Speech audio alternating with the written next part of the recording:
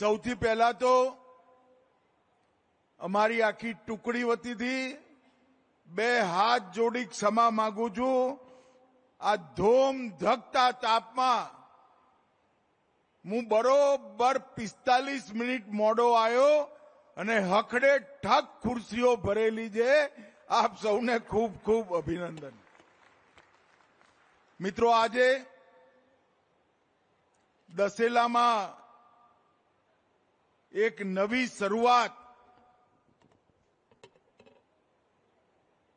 ગાંધીનગર જિલ્લાના દૂધ ઉત્પાદક ભાઈઓ બહેનો માટે શરૂ થવા જઈ રહી છે.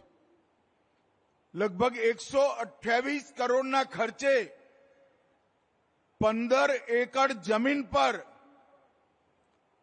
2.5 લાખ લીટર દૂધ રોજનું પ્રોસેસિંગ કરવાનું કામ આપણો આ પ્લાન્ટ કરવાનો છે અને એનો 75% નફો ખર્ચો બાદ કર્યા પછી વધેલા 75% સીધા તમારા બધાના બેંક એકાઉન્ટમાં ટ્રાન્સફર થવાના છે ભાઈ.